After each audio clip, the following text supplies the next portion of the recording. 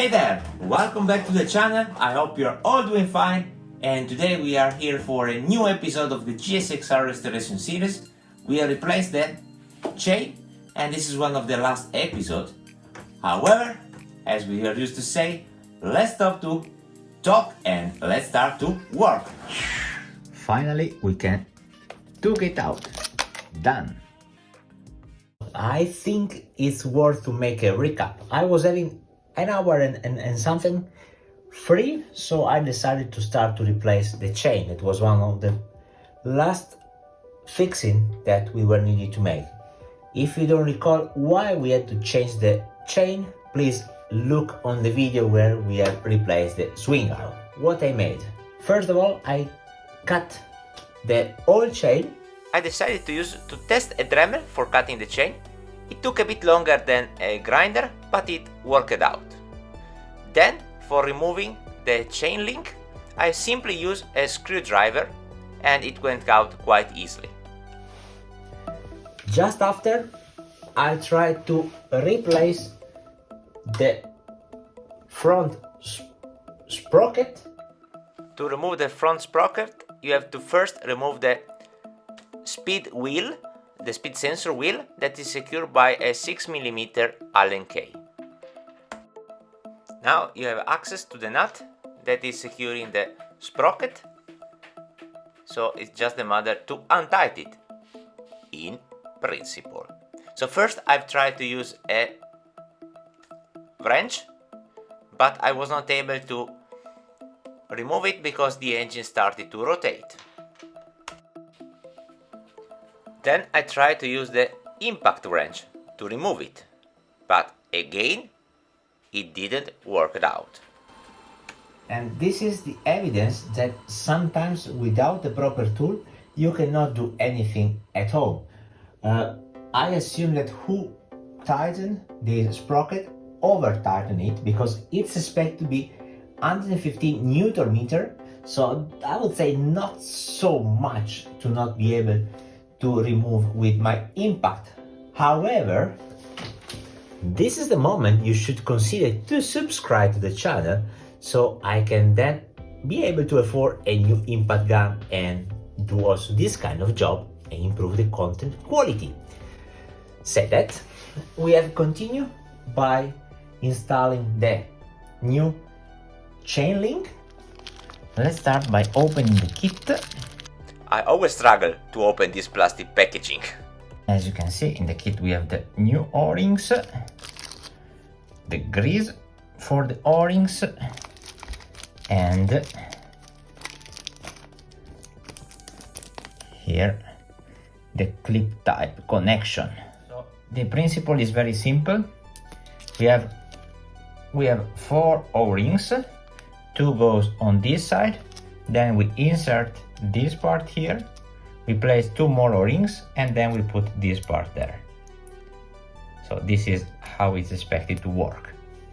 And to insert the O-ring, we have to use some of this dedicated grease. If you wonder if they have a side, basically these ones are exactly symmetric, so there is no side for that ones.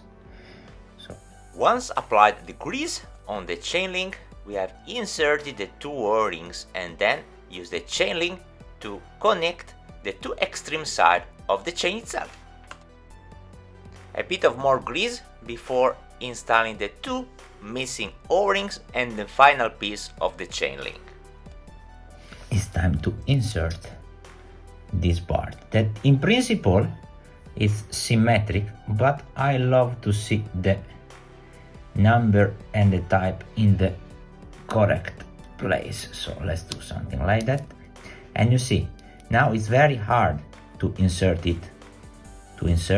So that's why we have to use the tool. So let me show you how the tool works. This is how it comes. It's divided in 3 pieces. So if we remove these 2, we can see the 3 pieces. So this is the part that goes on the back side. This is the part that is needed to install this piece of the chain link, and this is the part that is needed to tighten the pins. So the first thing you have to do is to put the back side, and you see there is this groove that is expressly designed to fit this pins groove.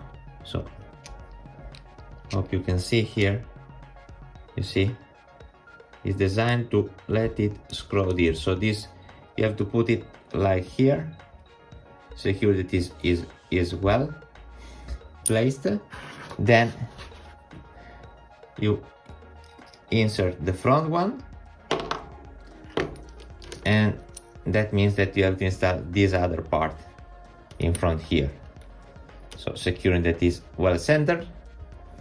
Then you put this one over here, so you put this one here, then you tighten it but secure that is still a bit freely to move, everything should move fine, and then you screw this in. Then after you have installed this part, you have to remove this middle part, put it back over here, but now you have to secure that this part is centering the pins, so you have to move it on the chain till it's on the pin. Then you, by tightening this nut, you will push the pin as expected. Pretty easy, I would say. Okay, so maybe now you can see better how the tool is installed. So we have to secure that the groove on the bottom side is inside the pins, same is here. Then you have to secure that the tool is centered, and you must always secure that is freely moving, so you're not pushing or pressing too much. Best thing is to use this center nut to even push this one, and you have to push till you see that the pin is a couple of millimeters out, like that one, so then you can push them. So let's do it right now. And here is the final outcome. So you see it's moving freely. Let's remove this one by the way. And we have, let me see if I can show you, we have reached the possibility to pin the pin correctly. So we are really on the right position. Here the pins are out. The part here is exactly fitting where is expected to be, and the chain is moving absolutely freely. Once we have reinstalled the tool without the intermediate piece, then we were able to push the two pins and finalize the job. And then I got interrupted by my son, that he made the video about how it looks at the end. Are you filming, my little son? Yes. Very good. So now we made the job. As I'm not sure if it went so well, let's redo it. Let me take the camera. And here you can see this is the chain link, and these are the two pins that we have pushed with the tool to close the new chain. Of course, before doing it, we have replaced the rear sprocket, where of course to do it we have started by removing the rear wheel. Let's start a bit larger with the rear one. Then with the wrench and an extension tube we have convinced the nuts to get loose, so we have been able to remove the rear sprocket. Alright, so reinstall everything, and this part has a direction. So if you can see, the back side is completely flat, while the front side, so the external side, is having this teeth here. That means better to check it twice before reinstalling it and be sure that we made the job in the proper way. And the final torque is 93.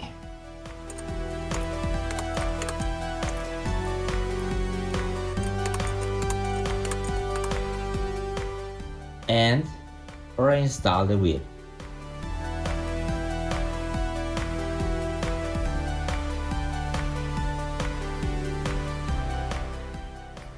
As well, removing and reinstalling the wheel is something that we tackle when we have replaced the rear swing arm, so watch that video. What is now left to be done? Of course, we have to reinstall the cover for the front sprocket, and of course we have to take care also to clean all these parts there. And what's left?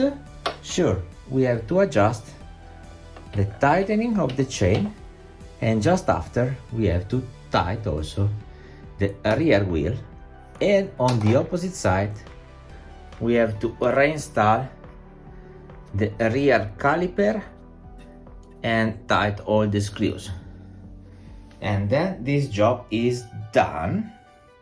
But now, first thing first, let's see how to adjust the tightening of the chain, because the tension must be really precise, because the chain must not be too tight, because this part is moving. So this part is going up under when the swing arm is compressed, but this part will remain in the same position. So that means that this length from this pivot to that pivot is not fixed.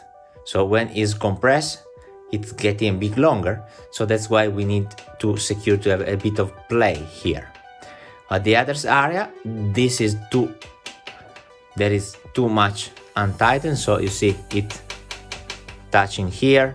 So, and if you run a bike like that, on top of the noise, you will damage both the the sprockets, and there is the risk that also on top of damage, the chain can slip from the sprocket teeth. The perfect adjustment you can measure in the middle of here, and basically you can refer to this soldering port, and there should be from the lower part of the pivot and the upper one, you should have a, let's say, a gap about 20-30 millimeters. So basically with a 10 millimeter, by adjusting this, and of course we do have to do the same on the opposite side, we are going to increase. So we are moving this pivot to the back, so we are going to increase the tightening of the screw. In this time lapse you can easily see what I was saying. Alright, after I made the adjustment, let's see, I made it without measuring, let's see. So now it's 5.7. That means that the range should be between 3.7 and 2.7. So let's see if I pull it up, I go basically to 3.5, and I think this is a perfect adjustment. Now the thing that we must secure is that this distance here is the same on both sides. So you can either measure it, or otherwise, if you don't want to be so precise, you can use, there are these markers here that you can use as a reference. So let's do it. And what you have to be careful is, okay, on top of tighten these registers to lock the adjustment, what could happen when you tighten this one? There is a risk that you move it a bit to the rear, so eventually you tighten it a bit more. So what I did, I keep it a bit tight for the adjustment, and now let's tighten, and after we tighten it, we will check again the tightening. and the rear locking nut must be tightened at 100 Newton meter. Let's do it.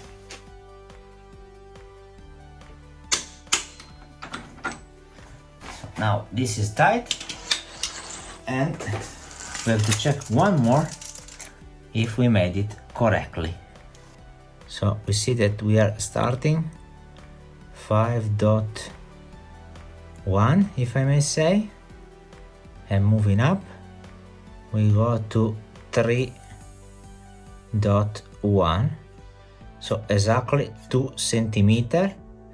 That is the minimum range adjustment. So you saw, as we tied this one, it has changed slightly, but we are still on the rear thing. So what's left? Reconnect the wheel for the speed sensor, cover, and rear caliper. Let's do it. And this one must be tight at 25 Newton meter. And finally we can reinstall the cover here.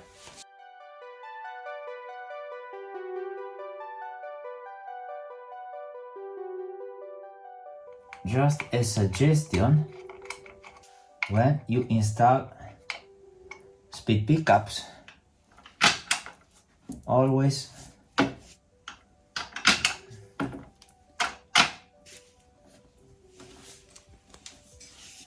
be sure that they are not interfering with their wheel.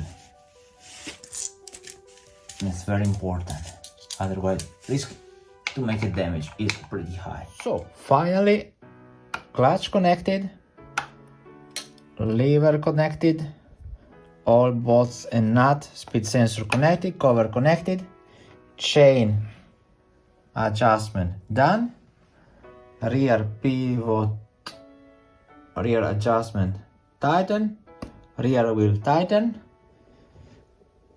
caliper to be done, but we are there. Woo! Again, we have reached the end of this episode. I hope you have enjoyed it. If so, please consider to hit the like button, subscribe to the channel, and activate the bell to not miss the next episode of this series.